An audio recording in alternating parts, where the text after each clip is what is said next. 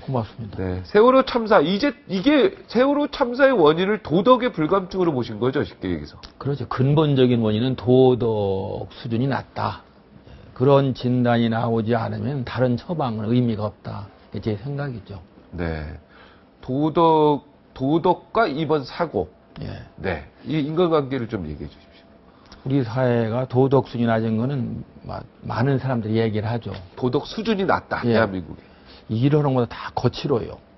상대를 배려하는 그 태도가 좀 적고, 그리고 작은 당장의 이익을 위해 가지고 큰 사회적 이익을 외면하는 경우 많잖아요. 그리고 사회 모든 것들이 많이 썩었어요. 그런 상황에서 도덕이 높다고 얘기할 수는 없겠죠. 그러니까 그렇게 도덕이 낮으면은 이런 사고를 발생시킨 그 요인들, 이게 쌓이니까 언젠가는 조만간 이런 대형 사고가 난다고 볼 수가 있죠. 네. 슬픔이라는 게 또 희망이다. 슬픔이라는 게 결코 나쁜 게 아니다. 슬픔이라는 게 치유책이다. 이런 또 이야기도 하셨던데요. 예, 우리가 이런 참사를 당하면은 소중한 무엇을 잃으면 늘 슬프잖아요. 네. 그거는 슬픔이 우리에게 무슨 도움이 되니까 네. 진화했다고 추론할 수가 있죠. 네. 실제로 슬픔이라는 것은 이런 일을 겪음으로써 다시는 이런 일을 겪지 않도록 하자는 다짐의 뜻도 있을 것 같아요. 슬픔은 다짐의 뜻이 있다. 예. 그러니까 다시 이제 이런 일이 발생하지 않도록, 다시 잃지 않도록 다짐하는 뜻에서 좀 희망적이죠. 그래서 저는 그것을 깨끗한 힘이라고 생각해요. 네. 슬픔이 사람의 감정 중에서 가장 순수한 감정이거든요. 네. 계산이 없잖아요. 네.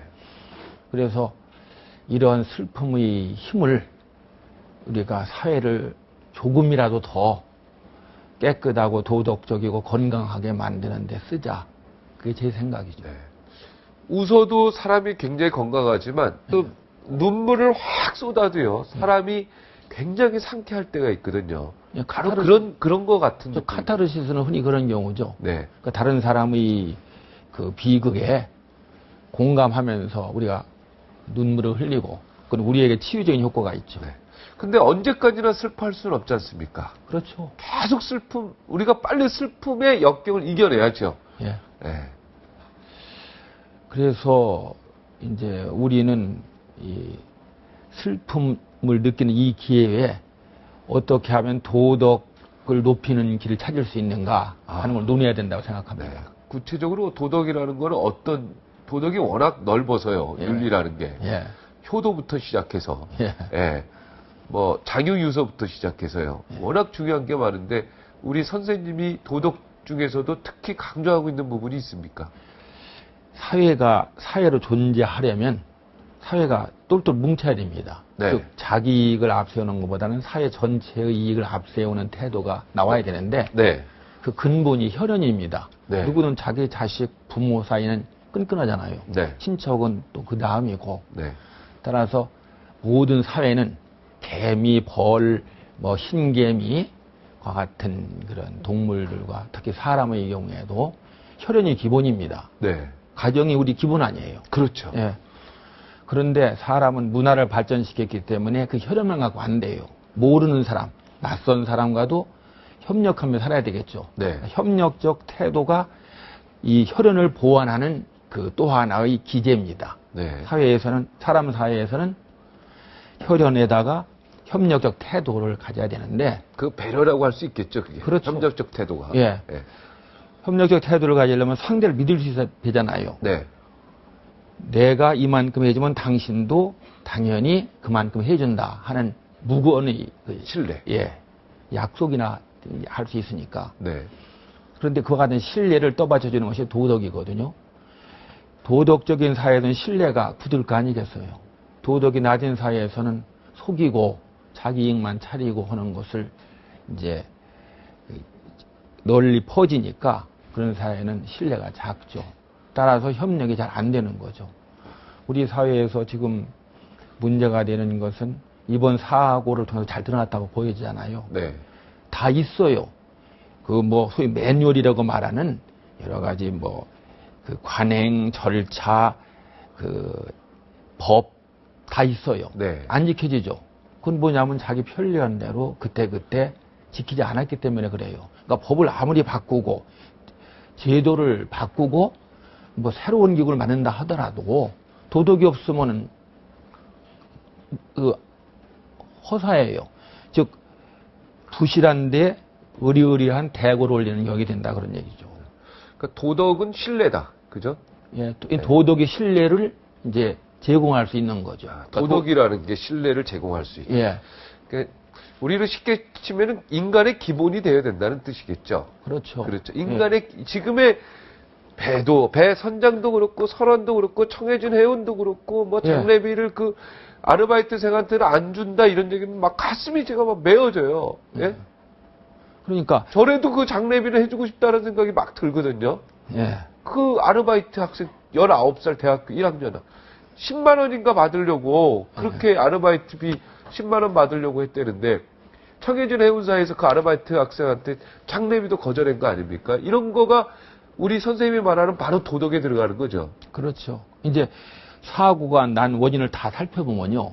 각 단계마다 그 규정, 그런 관행 이런 걸 저기 당연한 절차를 거치지 않았어요. 네. 배를 무리하게 증축한 것부터 그런 증축이 분명히 문제가 있는데도 허가한 것, 정부 기관. 예. 그리고 배를 더 실으라고 강요한 그 청해진 해운 소속의 그 직원, 예. 네. 그리고 그거를 갖다가 뿌리치지 못하고 자기가 직장을 잃을까 두려워서 그걸 받아들인 선원들 쭉 가보면은 다 그렇거든요. 네. 그에 보면 도덕적인 그런 행태가 안 나왔거든요. 그러니까 무리가 쌓여가지고 사고가 나오는 거죠.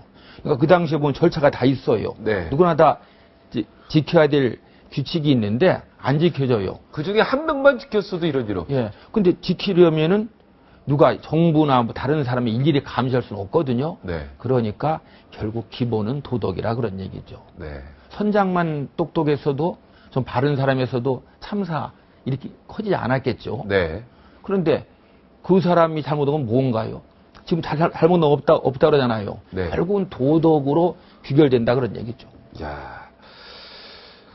선박을 이렇게 설계 도면을 바꿔버린 것 자체가 문제예요. 그죠? 예. 원래 선박을 만들 때 이 선박을 설계한 사람은 다 이걸 계산해서 만든 거란 그렇죠. 말이에요. 그거를 여기에 그 사람을 더 태우려고 한 층을 더 올린 거. 예. 이 자체에 문제가 있었던 거죠. 예. 처음부터. 예, 그걸 시발점이. 그 한 층으로 올리면은 실은 다시 실험을 시작해야 됩니다. 그 네. 배를 가지고 모형선을 만들어 끌어보고 안정성 실험을 해야 되는데 그 짓은 안 하겠죠. 네. 그렇다면 이제 그걸 허가한 사람들은 어떻게 그냥 문제가 있다는 걸 알아요. 한층 더 올렸으니까 무게중심이 그냥 올라가고 그러니까 복원력이라고 하는 것이 줄어들고 네. 따라서 문제가 있다. 알았죠. 어떻게 빠져나갔냐면 화물을 줄인다는 조건으로 줄여갖고 실어서 운항한다는 조건으로 허가를 해줬어요. 배를 지금 수입을 늘리려고 그 증축을 했는데 현재보다 낮은 수준으로 화물칸을 텅 비게 하고서 운항한다는 거. 그게 얘기가 돼요? 상식적으로 안 그렇죠. 되죠.